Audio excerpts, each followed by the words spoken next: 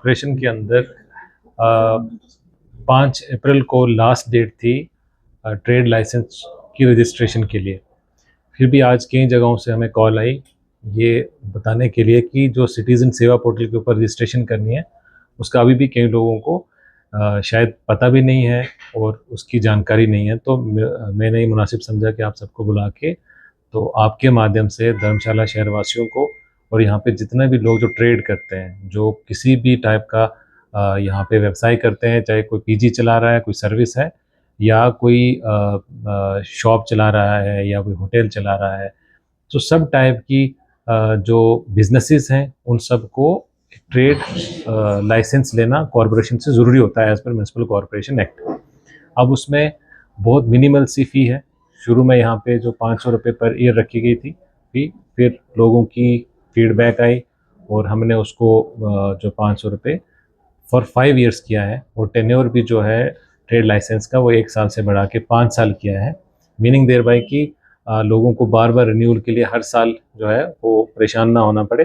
तो बड़े रायत से रेट हैं और इसमें पैसा कमाने वाली कोई बात नहीं है, कोई हाई रेट्स नहीं है। पर शॉप पर business person just 100 rupees per year is not a big amount. बात सिर्फ इतना है कि अगर शहर के अंदर ट्रेड लाइसेंस नहीं है और कोई अगर ट्रेड करता है तो वो एज़ पर लॉ जो है कॉरपोरेशन के अंदर अलाउड नहीं है। तो आपके माध्यम से मेरी एक बार फिर से विनती है, आज हमने टाई अप किया है गवर्नमेंट के साथ और 10 अप्रैल की लास्ट डेट फिक्स कराई है। उसके बाद क्या है कि अगर कोई भी व्यक्ति शहर के अंदर धर्मशाला म्यूनसिपल कॉरपोरेशन के अंदर ट्रेड करते हुए पाए गए और ट्रेड लाइसेंस नहीं हुआ तो पर डे का 1000 रुपीज़ 1000 रुपये जो है जुर्माना है, जो ऑफ कोर्स हर दिन जो है वो बढ़ेगा, पर डे पे लगेगा और वो लोगों को दिक्कत आने के चांस हैं। इसलिए मैंने ये मुनासिब समझा कि आपको बुलाया जाए और आपके माध्यम से एक बार फिर से एक मैसेज पहुंचाया जाए कि जो है वो ट्रेड लाइसेंस लेना ज़रूरी है। अब पॉइंट है कि वो लेना कैसे। उसमें सिटीजन सेवा पोर्टल .hp.in करके जो गूगल से आप सर्च करेंगे तो आगे खुद आप रजिस्टर करा सकते हैं। उसके अलावा हमारे ऑफिस में हमने एक फैसिलिटेशन सेल बनाया है, यहाँ पे भी आ सकते हैं। ICCC चिरान में है, वहाँ आ सकते हैं। और उसके अलावा हमने व्यापार मंडल के प्रतिनिधियों से बात की, उन्होंने अपनी मांगें हमारे पास रखी, उनकी फीडबैक को हमने समझा और उसके ऊपर इम्प्लीमेंट भी किया।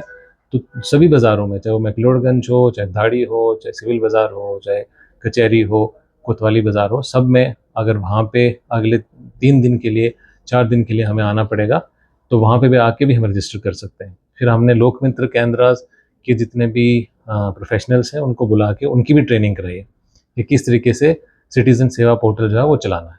तो आपके माध्यम से एक रिक्वेस्ट है। साथ ही सेकंड सर्विस जो है वो पेट रजिस्ट्रेशन बहुत ज़रूरी होता है। यहाँ पे लोगों ने पेट डॉग्स रखे हैं लेकिन उनकी रजिस्ट्रेशन नहीं है, तो वो भी गलत है और उसके बारे में भी आपको बाद में जो है वो जो पेनल्टी पड़ती है। तो मेरी रिक्वेस्ट है आपके माध्यम से कि जो पेट्स की रजिस्ट्रेशन भी वो 10 अप्रैल से पहले पहले कराना सुनिश्चित करें। सर ऐसे कौन कौन से वर्ग हैं जिनको रजिस्ट्रेशन करवाना जरूरी है, कौन कौन से कारोबारी हैं या कौन से संस्थान हैं? जी, शहर के अंदर किसी भी टाइप का आप कोई व्यवसाय करते हो, मतलब आप फॉर एग्जांपल आपने गोडाउन चलाते हैं आप, उसकी रजिस्ट्रेशन ज़रूरी है। आपके यहाँ कोई शॉप है उसकी रजिस्ट्रेशन ज़रूरी है, रेस्टोरेंट की रजिस्ट्रेशन ज़रूरी है। हर टाइप का व्यवसाय जो है उसकी ज़रूरी है। इसका कॉन्सेप्ट ये है कि at the end municipal corporation को ये ध्यान में होना चाहिए कि शहर के किस एरिया में कौन सी कमर्शियल एक्टिविटी चल रही है, उस कमर्शियल एक्टिविटी के बाद में डिज़ास्टर के एंगल से क्या इम्प्लीकेशंस हैं। कहीं फॉर एग्जांपल गोडाउन है, कल फायर का कोई इंसिडेंट हो सकता है, अगर हमारे ध्यान में नहीं होगा हम प्लानिंग कैसे करेंगे। फॉर एग्जांपल कहीं पे कोई केमिकल फैक्ट्री चल रही है पर हमें पता नहीं कल कोई केमिकल डिज़ास्टर हो सकता है। किसी जगह पे पीजी चल रहे हैं तो बच्चे रहते हैं और वहाँ पे क्या कितने एरिया में कितने बच्चे रहते हैं, उनकी ह्यूमन कंडीशंस में रखे हुए हैं कि नहीं रखे हुए हैं, उनके ऊपर हमारा वो है। दूसरा, क्या जेन्युइनली उसके बाद जिन लोगों की हमारे पास कई लोगों को हमारे पास आना पड़ता है कि हम यहाँ पे जो है हम जीएसटी देते हैं, ये सब देते हैं, उसके बाद हमारे कोई सर्विसेज म्यूनसिपल सर्विसेज जो है वो अगर वो होती हैं, हमारे पास डेटा है, शॉप्स का डेटा है, अदरवाइज डेटा, तो उससे हमें गवर्नेंस करने में हेल्प मिलती है। जी जी सर, धर्मशाला में बहुत सारे छात्र रहते तो उनसे यहाँ के जो लोग हैं मंदिर किराया वसूल करे तो उसके लिए क्या करना रहेगी? देखिए, तभी बात है, जब भी कोई यहाँ पे शहर के अंदर जो कॉरपोरेशन एक्ट हो या पुलिस के एक्ट्स हैं, उनमें प्रावधान इसीलिए दिए होते हैं कि किसी के साथ कोई ज़्यादती ना हो।